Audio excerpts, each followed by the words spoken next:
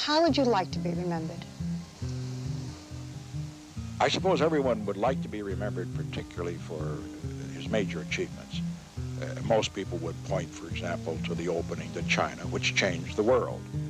But as I look back during the White House years, I think, for example, of an initiative which many people have forgotten, the Cancer Initiative. You remember we started that in 1971, and it was brought home to me just a couple of days ago. My brother, Don, has cancer.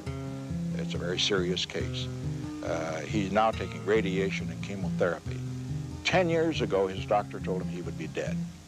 So that initiative may have helped prolong his life and the life of other cancer patients. What I'm suggesting here is that we all think of, well, he went to China.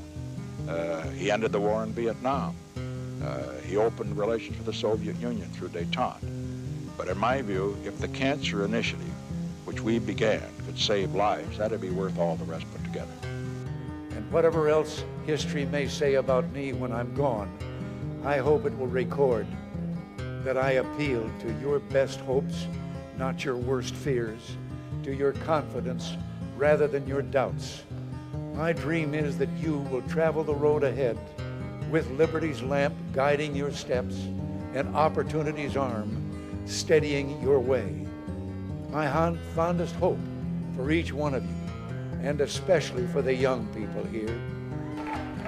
And what this is, my hope is that you will love your country, not for her power or wealth, but for her selflessness and idealism.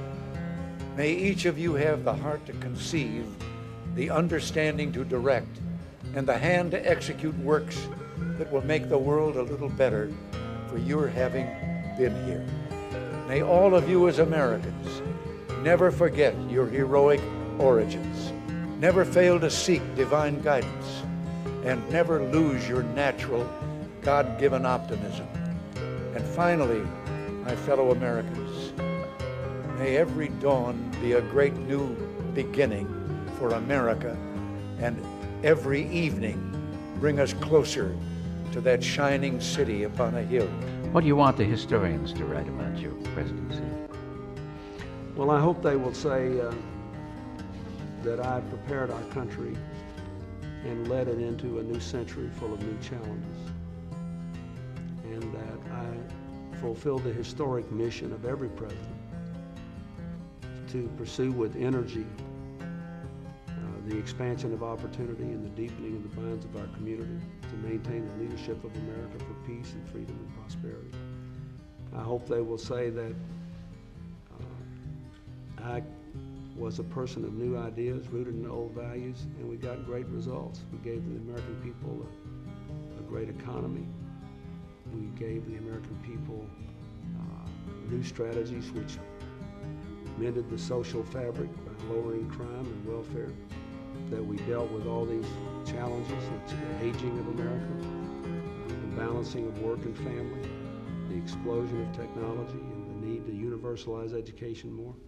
I hope they will say that I was a good president for my times, that I met the challenge of the moment with energy and effectiveness, and that I helped to bring the American people together and move them forward. If I had told you 8 years ago that America would reverse a Great Recession, reboot our auto industry, and unleash the longest stretch of job creation in our history, if I had told you that we would open up a new chapter with the Cuban people, shut down Iran's nuclear weapons program without firing a shot, take out the mastermind of 9/11, if I had told you that we would win marriage equality and secure the right to health insurance for another 20 million of our fellow citizens, if I had told you all that, you might have said our sights were set a little too high. But that's what we did. That's what you did. You were the change. You answered people's hopes, and because of you, by almost every measure, America is a better, stronger place than it was when we started.